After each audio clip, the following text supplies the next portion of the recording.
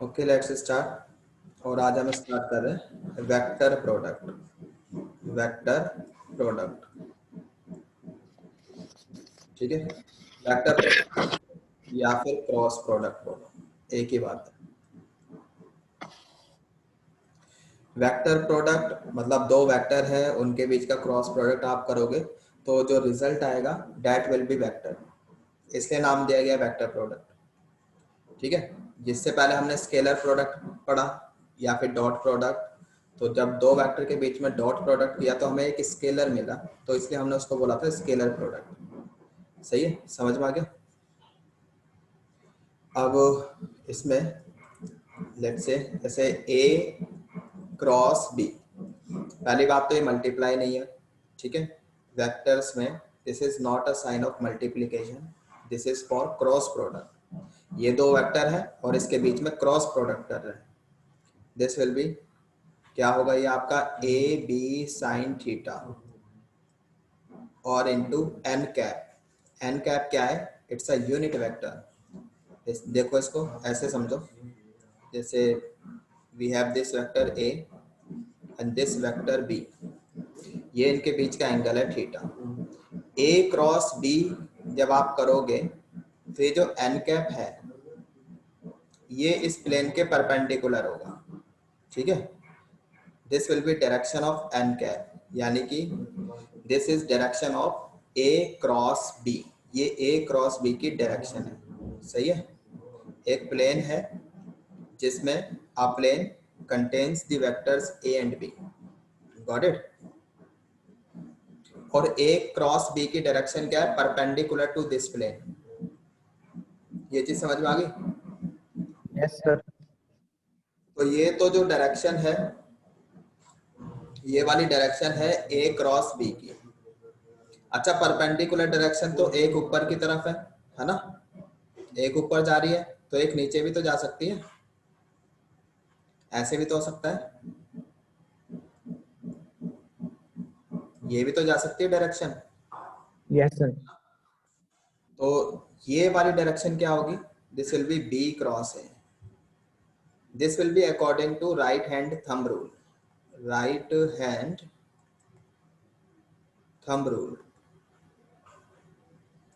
Physics में आपने पढ़ा होगा, है ना। अब जैसे हम ए से बी की तरफ जा रहे हैं, ए क्रॉस बी, अगर ए पहले लिखा है तो ए क्रॉस बी है, आप ऐसे बंद करोगे तो थंब के डायरेक्शन यू कैन सी की ऊपर की तरफ है ना।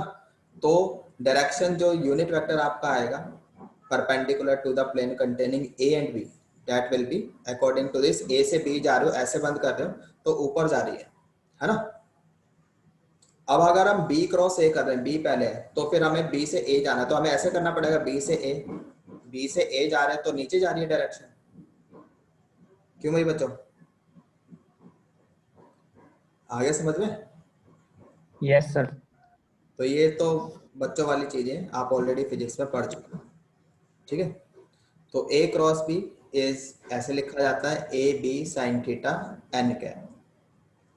फिर ए क्रॉस बी, ये पहले मैं बोल चुका हूँ, इट्स अ वेक्टर, जो रिजल्ट आएगा वो एक वेक्टर होगा, ठीक है। और जो हमने डॉट प्रोडक्ट किया था वो एक नंबर, वो क्या था? एक नंबर था, सही है। अगर इसका मैग्नीट्यूड लूं मैं ए क्रॉस बी का, तो अगर इसका मैग्नीट्यूड ले लेते हैं हम, ठीक, तो ये ए बी, ये तो ऑलरेडी मैग्नीट्यूड ही लिखा है, साइन थीटा इतना तो पार्ट ये खुद ही एक मैग्नीट्यूड होगा, नंबर होगा, है ना। बच गया आपका एन कैप। एन कैप का मैग्नीट्यूड वो 1 हो गया, क्यों भाई? इसका मैग्नीट्यूड तो 1 आ जाएगा ना, ये तो यूनिट वेक्टर है। तो ए क्रॉस बी का मैग्नीट्यूड कितना आ गया? A B sine theta, got it. यहां तक सही है? Yes sir. Okay, now next point. अगर आपसे बोला जाए भाई क्रॉस प्रोडक्ट 0 है, तो इसका क्या मतलब निकलता है? क्रॉस प्रोडक्ट 0 है, इसका क्या मतलब निकलता है? तो इसका तो ये मतलब निकलता है कि या तो ए वेक्टर आपका नल वेक्टर हो जाए, या फिर जो वेक्टर बी है ये आपका नल वेक्टर हो जाए, है ना, या फिर ए। इन दोनों के बीच में जो एंगल है, अभी जैसे हमने ए क्रॉस बी क्या लिखा था, ए बी साइन थीटा, ठीक है। तो क्या बोला, ये जो एंगल है कितना हो जाए, 0 हो जाए, ठीक, या फिर पाई हो जाए, और पाई, यानी कि A and B are collinear vector, सही है। तो कह सकते हैं कि कॉलिनियर वेक्टर हो जाएंगे, ठीक है। दैट इज थीटा आपका 0 डिग्री हो जाए या फिर पाई हो जाए। क्यों भाई, समझ में आ रहा है? हाँ जी। ए क्रॉस बी 0 लिखने यस का सर। मतलब हो गया कि ये दोनों जो वेक्टर हैं या तो कॉलिनियर होंगे या इनमें से एक वेक्टर आपका नल वेक्टर होगा। Got it? I hope it is clear. जैसे डॉट प्रोडक्ट में तो क्या था, अगर मैं आपसे बोलूं कि डॉट प्रोडक्ट 0 है तो ये हमें क्या इन्फॉर्मेशन दी जा रही है? ए नल वेक्टर है या बी नल वेक्टर या फिर ये दोनों आपस में परपेंडिकुलर है ना, यस सर। ये दिया जाता है। और क्रॉस प्रोडक्ट 0 है तो फिर उसका मतलब ये है, सही है, समझ में आ गया। तो now 4th point, if vector A and B are non zero vectors non-zero vectors of fixed magnitude magnitude fix है, वो चेंज नहीं होगा। देन अब मुझे ये बताओ कि a क्रॉस b इसकी मैक्सिमम वैल्यू कितनी हो जाएगी, जरा सोचो और बताओ। a क्रॉस b के मैग्नीट्यूड की मैक्सिमम वैल्यू कितनी हो जाएगी? भाई आप ये देखो ना, a क्रॉस b में ये तो पॉजिटिव ही है, सर मैग्नीट्यूड मतलब पॉजिटिव है, ये भी ए मैग्नीट्यूड। भी हो जाएगी। अब थीटा जो है, दो वेक्टर्स के बीच का जो एंगल है वो 0 से पाई के बीच में लाई करता है, पता ही है। अब 0 से पाई में साइन थीटा भी आपका पॉजिटिव है ना। लेकिन ये मैक्सिमम तब होगा जब ये आपका 1 हो जाएगा, और ये 1 कब होगा, जब थीटा आपका क्या होगा, 90 डिग्री होगा। क्यों भाई? हाँ जी, समझ में आ गया। यानी कि maximum value is A B when theta equals to 90 degree. That is, these two vectors are perpendicular to each other. ये चीज समझ में आ गई? Yes sir. सही है। अच्छा, इसकी मिनिमम वैल्यू कितनी होगी, मिनिमम बताओ। मिनिमम 0 हो जाएगी, क्योंकि नेगेटिव तो ये कभी होगा ही नहीं, है ना, ए क्रॉस बी। फिर मैग्नीट्यूड की बात कर रहे हैं, मैग्नीट्यूड मिनिमम तो 0 ही हो सकता है, नेगेटिव तो हो ही नहीं सकता। और ये 0 कब होगा? हाँ जी, जब ए और बी क्या होंगे, कॉलिनियर होंगे। When A and B are collinear. ये चीज समझ में आ गई? बोलो बच्चों, यस सर। यहां तक सही है? ठीक है, आगे चलते हैं। नेक्स्ट पॉइंट, फर्स्ट, जैसे आई क्रॉस आई कैप क्रॉस आई कैप, जे कैप क्रॉस जे कैप, के कैप क्रॉस के कैप, ये निकालना है। अब इनके अब सेम ही वेक्टर के बीच में क्रॉस प्रोडक्ट लिया जा रहा है, यानी इन दोनों के बीच में एंगल कितना है, 0, है ना। तो यस। क्रॉस प्रोडक्ट में हमें पता है साइन थीटा यूज होता है, तो साइन 0 0 हो जाए, यानी कि ये क्या हो जाएगा आपका 0, सही है।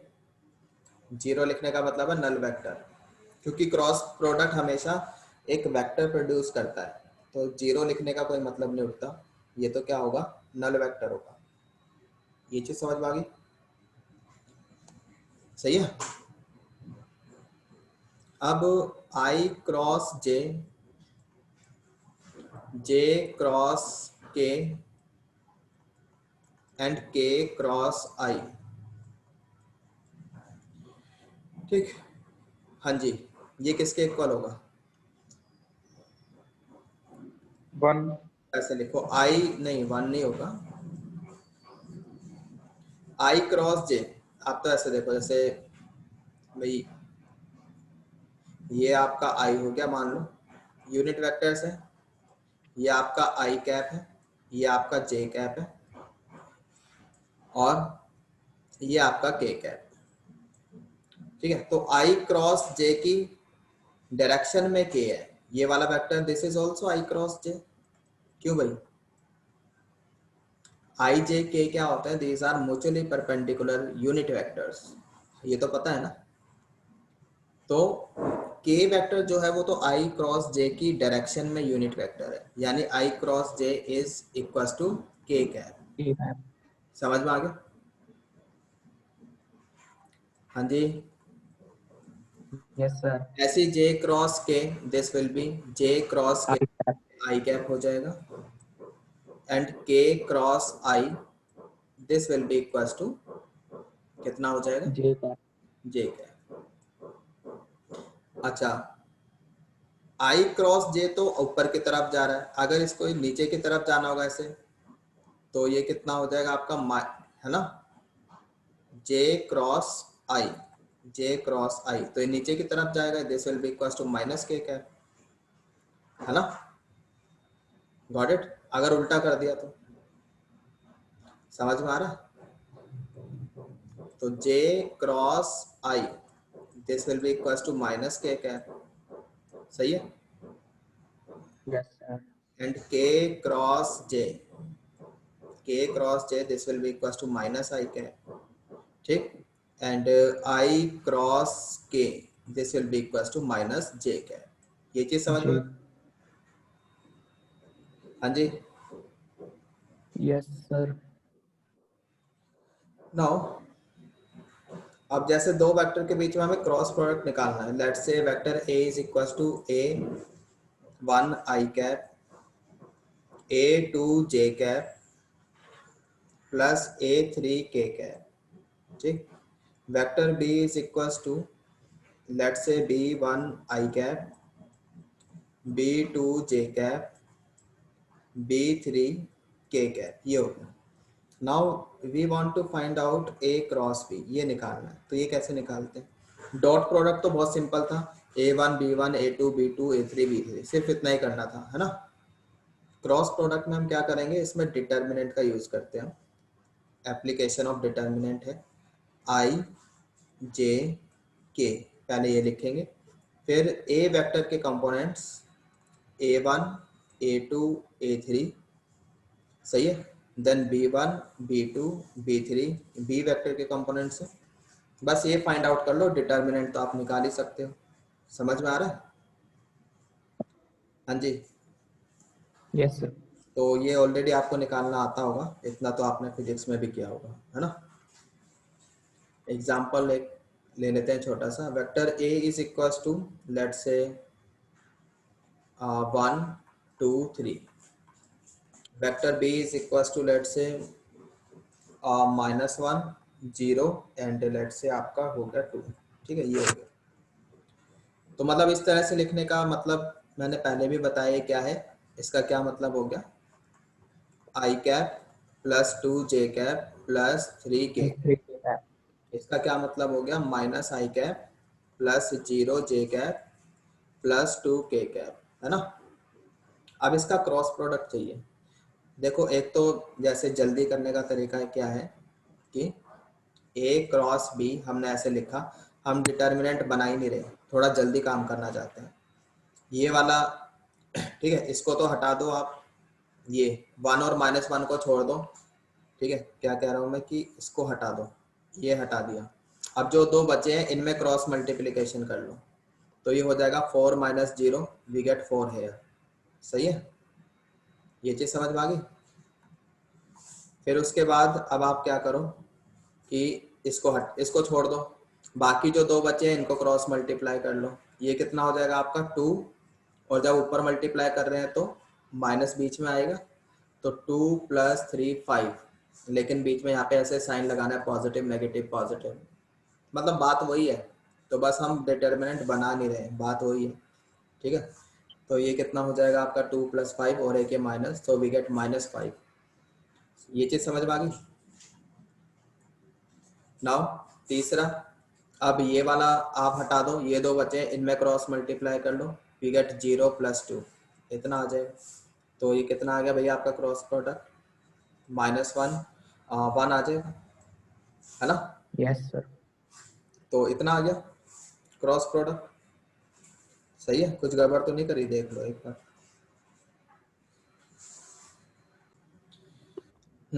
गड़बड़ यही है ना कि यहाँ पे आई जे कैप लगेगा, बाकी तो ठीक है, हमने बोला तो ये वेक्टर है, बाकी सब कुछ सही है, इसके साथ हमें आई जे के कैप लगाना है, तो इसको हमने हटाया, ये हो जाएगा 4 I cap then -5 J cap and +2 K cap. समझ में आ गया। थोड़ी सी प्रैक्टिस करोगे बहुत जल्दी हो जाएगा, बाकी तो ऐसे तो आप हमेशा कर ही सकते हो। 1 2 3 -1 0 2, इसको सॉल्व कर लो, इतना ही आ जाएगा। Got it. क्यों भाई, Yes, sir. कर लोगे। एक और देख लिया, चलो छोटा सा, vector a is equals to 2 5 2, vector b is equals to 1 7 3, cross product चाहिए इसका क्रॉस प्रोडक्ट लिखना है, a cross b equals to, यहाँ पे मल्टीप्लाई करेंगे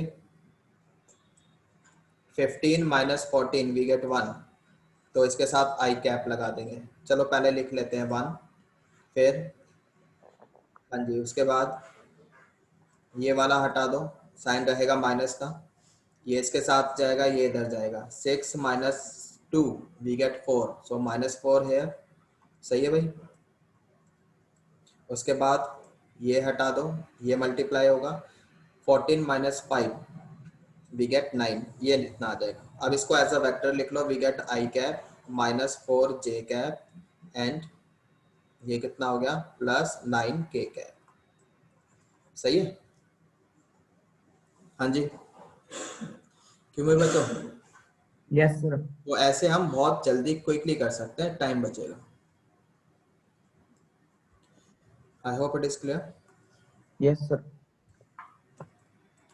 नाउ कुछ प्रॉपर्टीज देख लेते हैं इसकी, algebra of cross product. So A cross के बी वेक्टर, के कोई स्केलर है यहाँ पे, तो हम इस के को बाहर लेके आ सकते हैं, के को बाहर कर दो और इनका कर लो आप क्रॉस प्रोडक्ट, सही है। सेकंड, ए क्रॉस बी प्लस सी, तो ऐसे कर सकते हैं, ए क्रॉस बी प्लस, ए पहले ही लिखा जाएगा, ठीक है, ए क्रॉस सी, सही। तीसरा, A cross B is not equals to B cross A in general, ठीक है। तो यहाँ पर मतलब कि जो क्रॉस प्रोडक्ट है वो कम्यूटेटिव नहीं होता है, ठीक है, डेट इज नॉट कम्यूटेटिव। समझ में आ रहा है। डॉट प्रोडक्ट तो हमारा कम्यूटेटिव होता है, लेकिन क्रॉस प्रोडक्ट कम्यूटेटिव नहीं होता, बिकॉज ऐसे क्रॉस चेंज करने से क्या होगा, हमें पता है कि एक तो ऊपर की तरफ जा रहा है डायरेक्शन, एक नीचे की तरफ, है ना, दोनों अलग वेक्टर्स हैं। इनफैक्ट क्या होगा, A cross B, this will be equals to -b cross A. समझ में आ गया। हाँ जी, इतना सही है। अच्छा, कहीं Yes, अगर sir. है ना, A cross B cross C, so this is meaningless, this is meaningless, ऐसा कुछ नहीं होता है वेक्टर में। आगे चल के we will study vector triple product, but उसमें भी इस तरह से नहीं लिखते हैं। वेक्टर ट्रिपल प्रोडक्ट में हम पढ़ेंगे बाद में, लेकिन वहाँ पे ऐसे ब्रैकेट लगा दिए जाते हैं। तो पहले इन दोनों को सॉल्व करना, या फिर ए क्रॉस बी क्रॉस सी या इन दोनों को सॉल्व करना, दोनों अलग अलग बातें, दोनों डिफरेंट वेक्टर्स हैं, तो इसलिए इसका कोई मतलब ही नहीं उठता है। सही है? समझ में आ रहा है बच्चों क्या बोला जा रहा है? Yes, sir. तो अगर कभी भी वेक्टर ट्रिपल प्रोडक्ट लिखा दिखाई देता आपको तो ऑब्वियस है कि दो कहीं पर आपका ऐसे ब्रैकेट लगा होगा, तभी उसका सेंस उठता है। लाइक जैसे अभी मैंने बताया ऐसे ब्रैकेट लगा होगा, सही है, तब तो ठीक है, इसका तो सेंस है लेकिन इसका कोई सेंस नहीं है। ठीक है, I hope it is clear now. If a cross b is equals to let say a cross c, अगर ऐसे लिखा है तो इसका मतलब ये बिल्कुल भी नहीं है कि ठीक है आपने लेफ्ट हैंड साइड और राइट हैंड साइड से a क्रॉस a को उड़ा दिया और बोल दिया कि b इक्वल्स टू c, ये बिल्कुल गलत है। सही है, इसका ये मतलब नहीं होता है। ठीक है, ये मतलब नहीं होता तो क्या होता है फिर, तो देखते हैं फिर क्या होता है। इसको उठा के लेफ्ट हैंड साइड लेकर जाओ, सो a क्रॉस b, इसको लेफ्ट हैंड साइड लेकर आए a क्रॉस c, ऐसा हमने डॉट प्रोडक्ट में भी किया था अगर आपको याद हो तो, है ना? डॉट प्रोडक्ट में भी तो ऐसे बोला था हमने कि a dot b equals to a dot c। यहाँ पे ऐसा नहीं है कि आपने इसको कैंसिल कर दोगे और बोलोगे कि b इक्वल्स टू c, ये बिल्कुल गलत है। सही है, याद आया? नहीं याद आया? याद है सर। ठीक है, अच्छा यहाँ पर अब इसको हम ऐसे लिख सकते हैं a cross b minus c। सही है, अब इसका क्या मतलब है, अब ये एक वेक्टर है और ये भी एक वेक्टर है, अब इनका जो क्रॉस प्रोडक्ट है वो जीरो है। अब दो वेक्टर का क्रॉस प्रोडक्ट जीरो है तो इसका क्या मतलब है, अब इसका ये मतलब है या तो ये वेक्टर दोनों में से एक वेक्टर नल वेक्टर होगा या ये दोनों वेक्टर आपस में कॉलिनियर होंगे या पैरेलल होंगे, है ना? समझ में आ रहा है? This Yes, sir. That vector A is a null vector और b minus c is a null vector, that is b vector equals to c, और क्या होगा, ये जो वेक्टर होगा this is parallel to vector b minus c, that is vector a and vector b minus c are collinear। समझ में आ रहा है भाई? Got it? तो वेक्टर्स में मतलब क्रॉस प्रोडक्ट में अगर दो वेक्टर्स का क्रॉस प्रोडक्ट जीरो है, इट मीन्स कि वो दोनों वेक्टर आपस में पैरेलल है। कॉलिनियर बोलने का तो यही मतलब है ना, या तो दो वेक्टर सेम डायरेक्शन में है या फिर अपोजिट डायरेक्शन में है तो पैरेलल। क्यों भाई बच्चों, Yes, इंपॉर्टेंट sir. है, क्वेश्चन आएगा इसका। सही है यहाँ तक? Yes, sir. Okay, now next इसमें अगर मैंने आपसे बोला कि दो वेक्टर्स इक्वल हैं, फिर ऐसा कर सकते हैं कि यहाँ पर a क्रॉस c के साथ हमने क्रॉस मल्टीप्लिकेशन लिया दोनों साइड, ठीक है, यहाँ से ऐसे आ सकते हैं, ये सही है बिल्कुल, ठीक है, लेकिन यहाँ से वापस नहीं जा सकते, ये गलत है। ये अभी हमने पहले इस वाली प्रॉपर्टी में दिखाया है, सही है, और यहाँ पर ये सही है। अब यहाँ पर भी आप ऐसे नहीं कर सकते हो कि c यहाँ पर तो आपने a के बाद लिया है और यहाँ पर c आपने पहले लिया है, ये गलत है। या तो बाद में ही करो, दोनों को बाद में लिखो या फिर दोनों को पहले लिखो। समझ में आ गया? क्यों भाई? Yes, sir. मतलब क्या बोला गया है कि एक मतलब कोई भी वेक्टर है तो हम किसी और वेक्टर के साथ क्रॉस प्रोडक्ट अपनी मर्जी से कर सकते हैं, लेकिन कंडीशन यही है कि वो जो वेक्टर है जैसे यहाँ पे सी, या तो ये बाद में ही लिखा हो या फिर पहले लिखा हो, ठीक है। यहाँ से यहाँ तो आ सकते हैं लेकिन वापस ऐसे जाना ये गलत बात है, ठीक है। ये अभी हम डिस्कस कर ही चुके हैं इससे पहले वाले पॉइंट में, समझ में क्यों भाई बच्चों? Okay, now next we have Lagrange's identity. Lagrange's identity. Lagrange's identity क्या कहती है कि a क्रॉस b का whole square this is equals to magnitude of a square magnitude of b square minus a dot b का whole square. ठीक है, और इसको हम ऐसे भी लिख सकते हैं, लिखने का तरीका है इसका और कुछ नहीं है, a dot a B square को लिख लिया हमने बी डॉट बी। क्यों भाई बच्चों लिख सकते हैं ना, कोई यहाँ पे गलती थोड़ा ना करी हमने। Yes sir. डॉट प्रोडक्ट में बताया था कि ऐसे लिख सकते हैं। हाँ सर। और अगर डिटर्मिनेंट का यूज करना चाहे तो ऐसे भी लिख सकते हैं, ए डॉट बी, यहाँ पर ए डॉट बी और यहाँ पर बी डॉट बी। क्यों भाई लिखा जा सकता है ऐसा? सो this is called Lagrange's identity. सही है। प्रूफ के लिए देखो उसको ऐसे कर सकते हैं। सर एक बार दिखाना सर पिछली slide.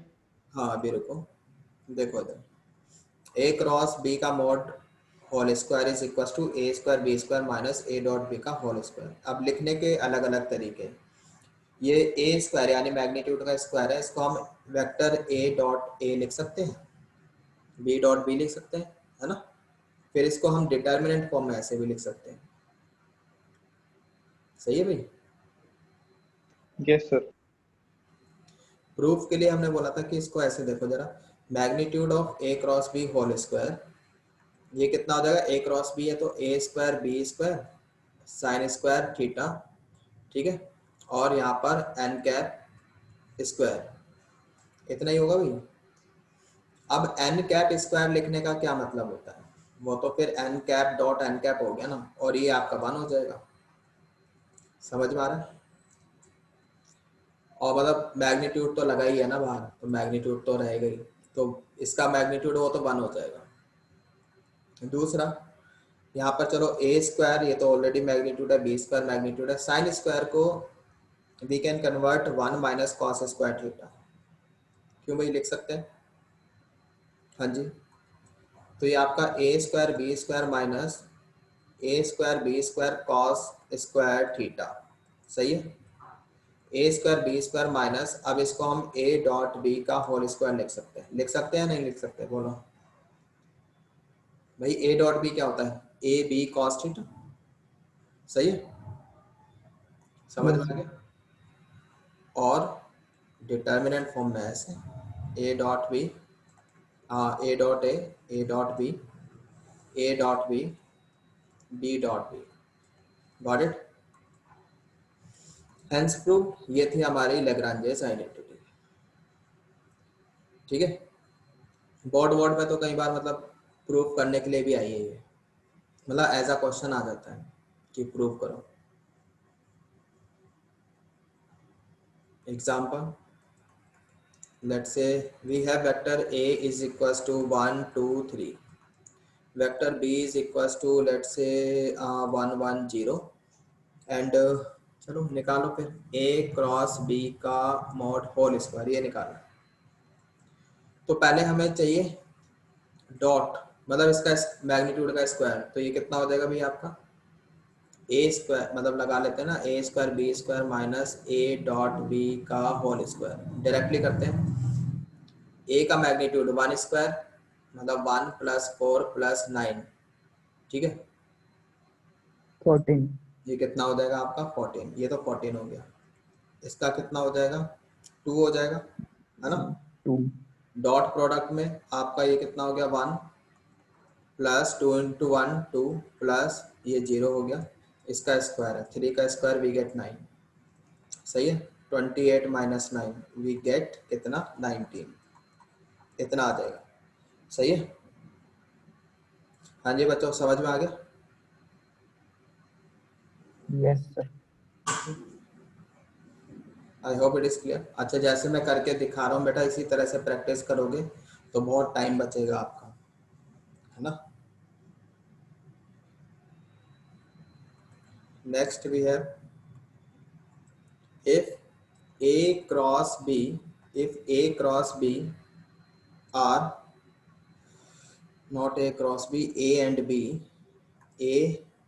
and B are non-collinear vectors. These are non-collinear vectors. ठीक है, non-collinear vectors. ठीक है, तो यहाँ पर दिस implies that, मतलब नॉन कॉलिनियर मतलब ऐसे हो गया ना, ये A हो गया, ये B हो गया, फिर A क्रॉस B हमें पता है वो इस डायरेक्शन में होगा, तो जो A क्रॉस B है, A cross B, this will B perpendicular to both A and B. ये A के भी परपेंडिकुलर होगा और B के भी परपेंडिकुलर होगा, सही है। तो अब इस पर क्वेश्चन आता है, बोर्ड वगैरह में भी आ जाता है, कॉम्पिटिशन में भी आता है, ठीक है। तो अगर आपसे पूछा जाता है find a unit vector perpendicular to both let's say A and B, इन दोनों के परपेंडिकुलर जो है वो क्या होगा आपका, this will be equal to plus minus A cross B। ये तो ठीक है, अब प्लस माइनस क्यों लगाया, एक ऊपर की तरफ एक नीचे की तरफ भी हो सकता है ना। तो डिवाइड कर दो इसी के मैग्नीट्यूड से, ये क्यों कर दिया, क्योंकि हमें यूनिट वेक्टर चाहिए, है ना। समझ में आ गया क्यों भाई बच्चों। Yes sir. अब आपसे बोला जाए कि चलो एक वेक्टर निकालो which is perpendicular to vector A and B both of magnitude let's say कुछ भी 10, तो हम तो क्या करेंगे, पहले तो यूनिट वेक्टर निकालेंगे और उसके बाद 10 से मल्टीप्लाई कर देंगे। समझ में आ गया। Yes sir. I hope it is clear. चलिए अब A क्रॉस B का ज्योमेट्रिकल इंटरप्रिटेशन देखते हैं। Geometrical interpretation of cross product, ठीक है। तो A क्रॉस B क्या लिखा था हमने, AB साइन थीटा, है ना, ये लिखा था AB साइन थीटा। तो let's say this is vector A and this is vector B, ये इनके बीच का एंगल है, ठीक है। तो यहाँ पर हमने B को अलग करा और A साइन थीटा लिखा, A साइन थीटा। ये हमने इसी वाले वेक्टर को ट्रांसलेट करके यहाँ रख दिया क्योंकि फ्री वेक्टर है ना, तो ये भी A ही होगा। इसको ट्रांसलेट करके ऊपर कर दिया तो ये भी B होगा, मतलब ये क्या बन गया आपका पैरेललोग्राम। क्यों भाई बच्चों, है ना। Yes sir. तो अब यहाँ से एक परपेंडिकुलर ड्रॉप कर लो, ये ठीक है, O, इसको O बोल दिया, A बोल दिया, B बोल दिया, C बोल दिया, ठीक। तो यहाँ से इसको M बोल देते हैं, चलो। तो ये जो AM है दिस, ये कितना होगा आपका, ये हो जाएगा आपका A साइन थीटा, है ना। और ये जो B है ये तो B वेक्टर का मैग्नीट्यूड है, यानी कि इस पैरेललोग्राम की, अगर इस वाले ट्रायंगल के लिए बात करें, इस वाले ट्रायंगल के लिए बात करें, ठीक है, ये क्या होगा आपका OC, बेस हो गया, है ना, बेस हो गया, बेस। और A साइन थीटा कितनी होगी, ये हाइट हो गई, ये हाइट हो गई। क्यों भाई, 2 से ऊपर नीचे मल्टीप्लाई कर दिया तो बेस इंटू हाइट। तो दिस इज, ये वाला क्या होगा, this is area of triangle OAC, है ना। तो OAC ट्रायंगल का डबल करोगे तो पैरेललोग्राम का एरिया मिल जाएगा। This is what, area of parallelogram OABC। समझ में आ गया। तो यहाँ पे मैग्नीट्यूड की बात हो रही है, ठीक है। तो A क्रॉस B का जो मैग्नीट्यूड है वो हमें क्या कैलकुलेट करके देता है, पैरेललोग्राम का एरिया कैलकुलेट करके देता है। समझ में आया? Yes, sir. Hence we can say area of parallelogram having, जिसकी adjacent sides हैं, having adjacent sides as vector a and b is कितना हो जाएगा, magnitude of a cross b। सही है? समझ में आ रहा है? हाँ जी। Yes, sir. तो क्वेश्चन आता है इस पे, इंपॉर्टेंट है, एप्लीकेशन है क्रॉस प्रोडक्ट की। अच्छा, फिर अगर डायगोनल्स गिवन हो, इफ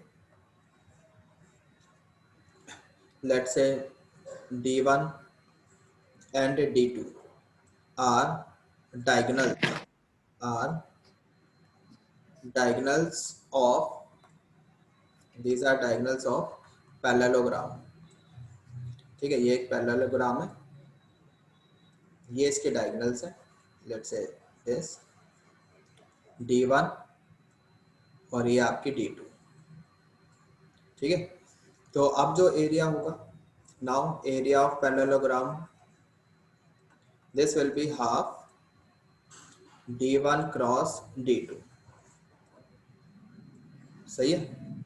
देखो, अगर एडजेसेंट साइड्स हैं फिर तो सिंपली उन वेक्टर्स का क्रॉस प्रोडक्ट का मैग्नीट्यूड, लेकिन अगर डायगोनल्स है तो वेक्टर्स का क्रॉस प्रोडक्ट का मैग्नीट्यूड डिवाइडेड बाय 2, फिर बस ये हाफ हो रहा जाएगा, इसको याद रखो। समझ में आ गया? नाउ सेकंड, इसमें area of triangle, area of triangle, area of triangle, ये क्या होता है आपका, half magnitude of cross product, magnitude of cross product of any two side, of any two adjacent sides, any two adjacent sides। ठीक है, जैसे ये मान लो कि ये आपका ट्राइंगल है ए बी सी, मुझे इसका एरिया लिखना है, area of this triangle A B C. तो हाफ किसी भी दो साइड का लिख सकते हैं, मान लो जैसे ए, ये आपका हो गया A, this is B and this will be C. ठीक है, तो ए क्रॉस बी, समझ में आ गया? या फिर मैं लिखूं हाफ बी क्रॉस सी, या फिर मैं लिखूं हाफ सी क्रॉस ए, सब बराबर। कोई भी दो एडजेसेंट साइड, उनका क्रॉस प्रोडक्ट कर लो, उसके मैग्नीट्यूड, उसका मैग्नीट्यूड निकालो, 2 से डिवाइड कर दो, ये एरिया होता है। ठीक है, कैसे आ गया वो हम यहाँ पे ऑलरेडी प्रूव कर चुके हैं। ठीक है, ये देखो, है ना, ये पैरेललोग्राम का एरिया निकाला था इतना, यहाँ पे ए और बी के एडजेसेंट साइड्स है, ये एक ट्राइंगल बन रहा था आपका, इसका हाफ कर दो, पैरेललोग्राम के एरिया का हाफ कर दो, ट्राइंगल का एरिया आ जाएगा, ऑलरेडी प्रूव। सही है? समझ में आ गया भाई? अच्छा, अब ये तीनों बराबर कैसे हैं वो देख लो जरा। अब जैसे सिंस हमने लिखा हाफ ए क्रॉस बी, ठीक है, हमारे पास ट्राइंगल है A B C, this is vector A, this is vector B and this is vector C. सही है? ये तो हाफ ए क्रॉस बी को हम ऐसे लिख सकते हैं क्या, बी को, बी वेक्टर लिखना है, मान लो मुझे बी से सी तक जाना है, बी से सी तक जाना है और ऐसे जा रहे हैं, फिर तो ये तो ऐसे लिखा जाएगा ना, पहले आया आपका माइनस ए, फिर प्लस वेक्टर सी। क्यों भाई, लिख सकते हैं? Yes sir. अब इसमें क्रॉस प्रोडक्ट कर लो, अंदर ए क्रॉस माइनस ए, फिर प्लस ए क्रॉस सी, ये तो जीरो ही हो जाएगा। किसी भी वेक्टर का उसी के साथ क्रॉस प्रोडक्ट हमेशा ही 0 होता है। अच्छा, आप कोई बोलेगा यहाँ तो माइनस लगा है, तो अभी हमने बताया था कि स्केलर अगर यहाँ पर कुछ के टाइप कुछ लिखा भी है तो पहले बाहर आ जाएगा, फिर ऐसे लिखा जाएगा, Yes, sir. फिर ये 0 हो जाएगा। सही है, तो this is equals to half A cross C, तो इसके बराबर आगे देख लो, तो इसीलिए ये तीनों बराबर है। Got it. तो ये भी इम्पोर्टेंट है, मतलब बोर्ड वगैरह में तो बहुत ही सिंपल मतलब पूछा जा सकता है, ये 1 मार्क्स के क्वेश्चन आ सकते हैं, एनडीए वगैरह में भी पूछा जाता है बहुत, और जेई मेंस में तो कहीं ना कहीं यूज हो ही जाता है ना। मतलब जेई मेंस वगैरह में तो ऐसा थोड़ा बोलेगा कि ट्रायंगल का एरिया निकालो, मतलब वो तो कोई ऐसा क्वेश्चन देगा जहाँ के में बीच में कहीं ना कहीं यूज हो रहा होगा। ये चीज समझ में आ गई। अच्छा, this is area of vector when sides are given. Now इसमें अगर मान लो कुछ ऐसा है कि वर्टाइसेस गिवन है, मान लो वर्टाइसेस गिवन है आप ऐसे ये कोई ट्रायंगल हो गया ए बी सी, ए का पोजीशन वेक्टर है ए, बी का पोजीशन वेक्टर है बी, और सी का पोजीशन वेक्टर है सी। अब एरिया कैसे निकालेंगे? यहाँ पर तो ऑलरेडी ये साइड्स थी, साइड्स के पोजीशन वेक्टर थे, तो एरिया ऐसे निकलेगा। अगर ट्रायंगल के वर्टाइसिस के पोजीशन वेक्टर से अब इसका क्या मतलब है, यहाँ पे चलो ओरिजिन लो, ठीक, इनको ज्वाइन किया, ये हो जाएगा, यानी कि ये वाला आपका ए वेक्टर हो जाएगा, this is vector B and this is vector C. ये चीज समझ में आती है। और हमें चाहिए क्या, we have to find out this area, हमें तो ये वाला एरिया निकालना है, इस वाले ट्रायंगल का एरिया। क्यों भाई बच्चों? Yes, sir. तो area of this triangle A B C, this will be half.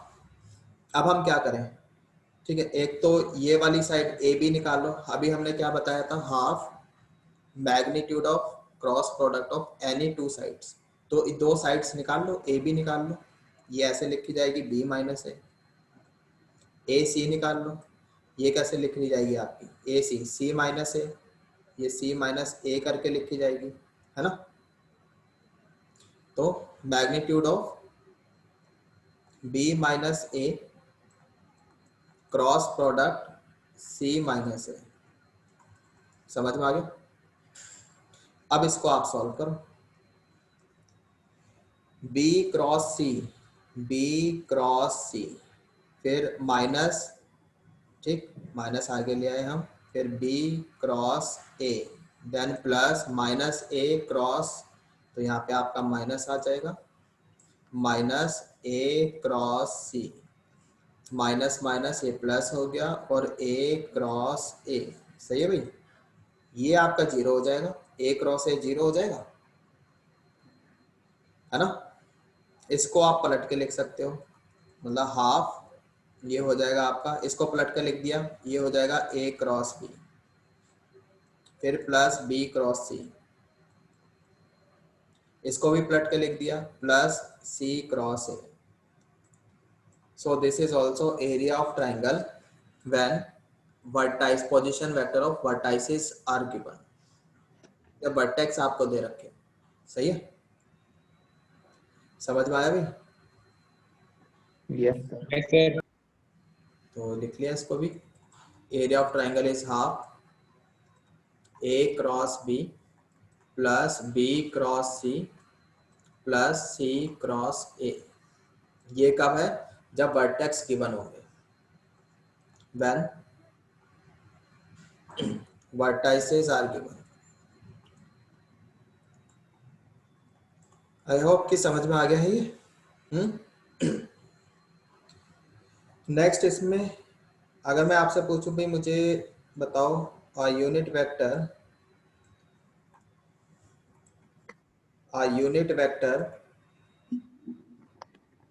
perpendicular to a plane formed by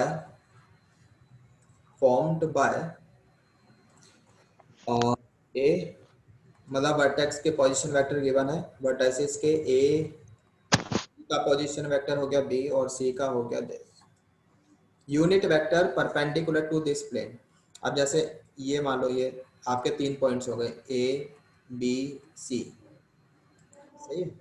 इनसे एक ऐसे ट्रायंगल बनेगा, मतलब ऐसे करके 2 वेक्टर बनेंगे, है ना। मान लो 1 2 3 पॉइंट हो गए, 1 2 3 2 वेक्टर बन गए, फिर एक प्लेन आ जाएगा, है ना। समझ रहे हो, ये प्लेन इन वेक्टर्स को कंटेन करेगा, बी ए और बी सी को। ये प्लेन ही तो बना आपका, प्लेन है जो इस ट्रायंगल को कंटेन कर रहा है। बोलो भाई, तो अब पूछा क्या है, uh unit vector which is perpendicular to this plane, यानी कि हमें B A cross B C निकाल लो, वो इस डायरेक्शन में इसके परपेंडिकुलर आ जाए, है ना। और 2 आएंगे, एक नीचे की तरफ भी जाएगा, तो प्लस माइनस लगा लिया, plus minus B A cross B C और डिवाइडेड बाय इसी का मैग्नीट्यूड। समझ में आ गया भाई, ठीक है। अब बी ए कैसे बनेगा, ये तो हमने लिखा ए, इसका पोजीशन वेक्टर है बी और इसका है सी, तो बी ए आपका हो जाएगा ए माइनस बी, बी सी हो जाएगा आपका सी माइनस बी, सही है। तो अब ये कर लेते हैं हम थोड़ा सा काम यहाँ पर, प्लस माइनस बी ए लिख रहे हैं तो A minus B, cross product B C लिखा था यानी कि सी माइनस बी, और नीचे इनका मैग्नीट्यूड, ठीक है, इन्हीं का नीचे magnitude A minus B cross C minus B, ठीक है। और ज्यादा करना चाहते हो जब अंदर मल्टीप्लाई करोगे you will get A cross C, है ना, और यहाँ पे minus A cross B minus B cross C, minus minus plus हो गया बी क्रॉस बी। बच्चे ये वाला पार्ट तो 0 ही हो जाएगा, क्यों, समझ रहे हो। और नीचे भी ऐसे कुछ आ जाएगा, नीचे तो इसका मैग्नीट्यूड ही है, यानी कि A cross C minus A cross B minus B cross C.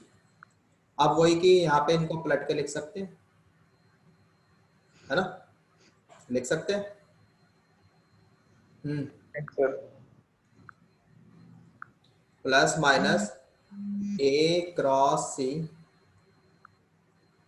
A cross C, इसको हमने पलट के लिख लिया, B cross A plus B cross A, इसको भी पलट के लिख लिया हमने, C cross B, C cross B, सही है। नीचे इसका मैग्नीट्यूड आ गया, नीचे इसका मैग्नीट्यूड आ जाएगा, ए क्रॉस बी, सही है। बाकी ऐसे भी जैसे यहाँ पे तो हम क्या करें, उल्टा ऐसे भी लिख सकते हैं, A cross B B cross C C cross A, ठीक है, साइक्लिक ऑर्डर में अगर ढंग से लिखना चाहते हैं।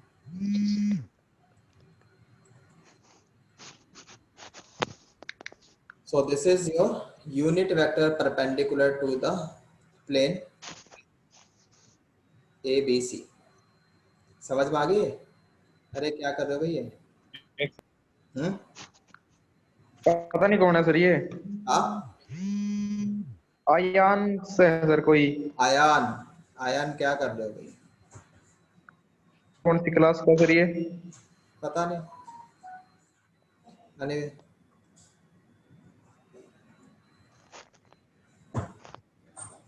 रिमूव कर देते हैं इसको, इतना सही है। Yes sir. Yes sir.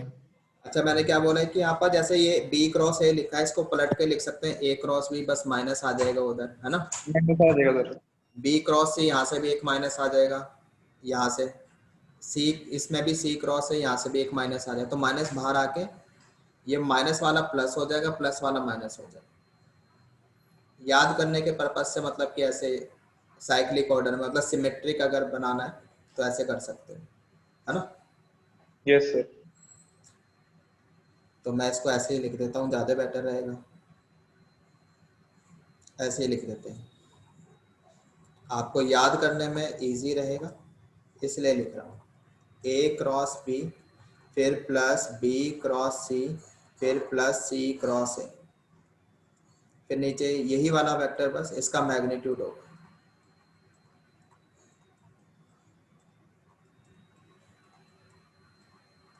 सही है, I hope it is clear, समझ में आ गया है। एक आधा एग्जांपल देख लेते हैं। Example,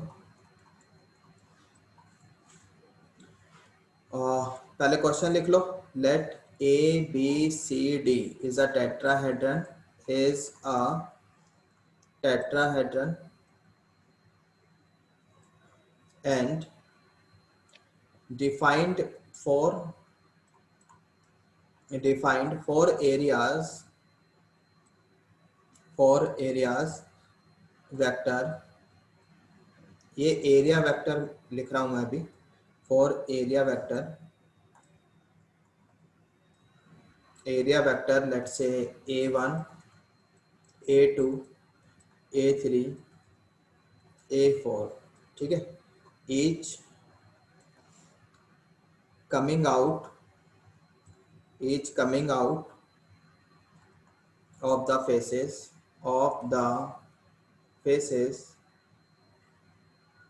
perpendicular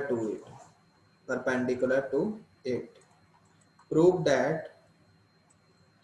that summation ai vector equals to null vector. इसका क्या मतलब है, यानी A1 plus A2 plus A3 plus A4 equals to null vector, ये प्रूफ करना है।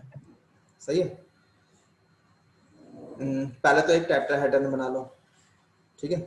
एक टेट्राहेड्रन बना लिया, मतलब 3 पॉइंट ये हो गए, इनको ज्वाइन किया, हवा में एक पॉइंट ले लिया, ठीक है, फिर इसको ज्वाइन किया, इन तीनों को, ये टेट्राहेड्रन बन गया आपका, ठीक है। Let's say this is A B C और ये हो गया पॉइंट आपका डी, समझ में आ रहा है। तो ये जो वेक्टर्स है ना, जो A1, A2, A3, A4, ये एरिया वेक्टर्स है। अब ये जो टेट्राहेड्रन है बेटा, इसमें 4 फेसेस हैं, चारों ट्राइंगल बना रहे हैं, है ना, यानी चारों ट्राइंगल का एरिया होगा। Yes sir. तो एरिया कैसे निकालोगे, क्रॉस प्रोडक्ट करके। तो क्रॉस प्रोडक्ट, जैसे अगर मैं इस वाले फेस की बात करूं, DAC, अगर मैं इस वाले, चलो इसको पहले 1 मिनट के लिए मैंने ओरिजिन ले लिया, ठीक है। ये हो गया आपका A और ये हो गया आपका B और ये हो गया आपका C, पोजीशन वेक्टर, यानी कि ये आपका A हो गया, ये आपका B हो गया और ये वाला आपका C हो गया। सही है, ये आपका C माइनस A हो जाएगा और ये आपका B माइनस A हो जाएगा। Got it. तो अगर आप इधर देखो, इस वाले फेस की बात कर रहा हूं मैं, DAC, ये वाला DAC, तो इसके बाद A1 जो है, मान लो इसके जो परपेंडिकुलर, ये ऐसे बाहर जा रहा है, इस फेस से ऐसे बाहर आ रहा है, इसके परपेंडिकुलर है, दिस इज A1 वेक्टर। समझ में आ गया क्वेश्चन का मतलब। देखो, ये सिर्फ डीपर अंडरस्टैंडिंग के लिए इस टाइप के क्वेश्चन कराए जा रहे हैं, बाकी एनडीए से कोई लेना देना नहीं है इन क्वेश्चंस का। इस टाइप के क्वेश्चन कभी नहीं आएंगे, ना ही बोर्ड में आते हैं, मेंस एडवांस के लिए, ठीक है। लेकिन वेक्टर्स की डीप नॉलेज के लिए करने चाहिए। तो A1 क्या बोला है, 4 फेसेस है, तो चारों फेसेस ट्रायंगल बना रहे हैं, सबका अपना अपना एरिया होगा और ये एरिया वेक्टर्स है। तो A1 ऐसे, यानी कि अगर मैं A1 को लिखूं, ये ऐसे लिखा जाएगा, हाफ A, कौन कौन सी वाला ले रहे हैं, A क्रॉस C, ठीक है, हाफ A क्रॉस C, सही है। ये समझ में आ गया? Yes. ये एरिया वेक्टर है। अब उसने एरिया वेक्टर बोला है, वो मैग्नीट्यूड नहीं कह रहा वो, सही है, तो हमने मैग्नीट्यूड नहीं लगाया। Is it clear? फिर ऐसे ही यहाँ पर आप A2 बना लो, A2 वेक्टर बना लो। A2 वेक्टर के लिए आप ये वाला बेस, ये वाला ट्राइंगल ले लो, ADB, ADB, ADB। अच्छा, अब मुझे बताओ कि इसमें ADB में A क्रॉस B लूं या फिर B क्रॉस A लूं? ये समझने वाली बात है, कौन बताएगा?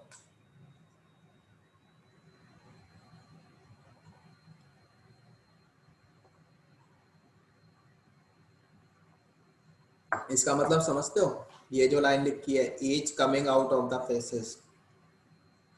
भाई जब हम क्रॉस प्रोडक्ट कर रहे हैं तो एक तो डायरेक्शन ऊपर जा रही है परपेंडिकुलर, एक नीचे जा रही है। क्या रही है?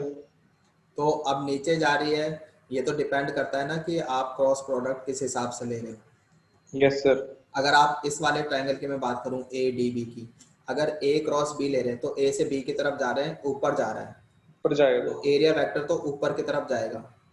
लेकिन यहाँ क्वेश्चन में बोला है कमिंग आउट, तो हमें B क्रॉस A, B से A की तरफ जाना पड़ेगा, तो नीचे की तरफ जाना है ना, तो B क्रॉस A लेना पड़ेगा। समझ में आ गया? भाई देखो ना, इससे आप यहां से B से A आ रहे हो ना, ये वाला वेक्टर B है, B से A की तरफ आ रहे हो, तभी तभी एरिया वेक्टर नीचे जाएगा ना। Yes sir. समझ में आ गया? अब अच्छा, मैं अगर इस वाले ट्रायंगल यस। की बात करें CDB, इसमें एक वेक्टर B आ रहा है, एक C आ रहा है। अब मुझे बताओ B क्रॉस C या फिर C क्रॉस A? जल्दी बोलो। हमें एरिया वेक्टर बाहर की तरफ चाहिए, B क्रॉस C या फिर C क्रॉस B? देखो सी C क्रॉस ऊपर बी। है, C से B की तरफ जाएंगे तो बाहर की तरफ जाएंगे, है ना, यस सर। तो C क्रॉस B लिखना पड़ेगा। तो ये इस क्वेश्चन की मुझे काफी मजेदार बात लगी। A4 मैं डिनोट कर रहा हूँ इस वाले के फेस के लिए, ACB। अब बाहर की तरफ चाहिए मुझे, ऐसे चाहिए A4, तो अब मुझे बताओ कैसे करना है। तो नीचे वाला जो वेक्टर है B माइनस ए से C माइनस ए तक जाएंगे ऐसे, तो ये बाहर जाएगा, है ना? क्यों भाई? यहां से यहां जाओगे तभी तो ये A4 बाहर आएगा, राइट हैंड थंब रूल के हिसाब से। B minus A cross C minus ए, सही है भाई? ये चीज समझ में आ गई? Yes sir. अब इन सब का आप क्या करो, सम कर लो। पहले इनको तो मल्टीप्लाई करो, ऐसे इनको मल्टीप्लाई करो, A4 को। A4 हमने लिखा हाफ B क्रॉस कितना, B minus A cross C minus ए। करो इसको जरा सॉल्व।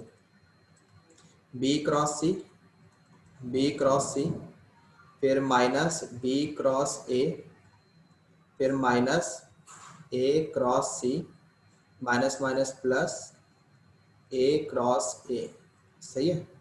ये तो आपका 0 हो गया, ये बन गया। सो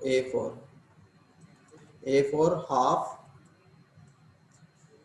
इसको भी आप पलट के लिख लो, हाफ ये तो हो गया आपका B cross C plus half A cross B, पलट के लिख लिया, माइनस का प्लस हो जाएगा, इसको भी पलट के लिख लिया, half C cross A। Yes sir. सही है? तो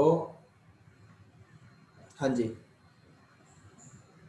नहीं हमें क्या चाहिए था, A1 तो A क्रॉस C है, A1 A क्रॉस C है, तो इसको पलट के नहीं लिखना, माइनस में ही रहने दो, ठीक है?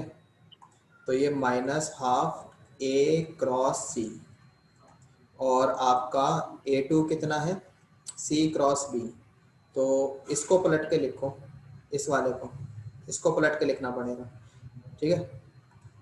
तो इसको पलट के लिखा तो ये आपका माइनस हो गया, minus half C cross B, ठीक है। इसको ऐसे ही रहने दो क्योंकि A3 क्या था हमारे पास, A2 B क्रॉस A, तो B क्रॉस A लिखा हुआ है ऑलरेडी, तो ऐसे ही रहने दो उसको। ये हो जाएगा minus half B cross A, ठीक है। अब आप देख लो कि A1 क्या है, A क्रॉस C, ये तो आपका A1 हो गया, ठीक है। B क्रॉस A क्या है आपका, A2 है, तो ये तो आपका B2 हो गया, मतलब A2 हो गया, और ये आपका A3 हो गया। यानी कि A1 plus A2 plus A3 plus A4, ये कितना आ गया, null vector, that is summation AI equals to null vector, yes sir, hence proved. क्यों भाई बच्चों, आ गया सर समझ। आगे ना समझ क्वेश्चन, जी सर। वो अच्छा Yes, sir. क्वेश्चन था, ठीक है। तो ठीक है, आज हम इतना ही करते हैं, बाकी कल करेंगे।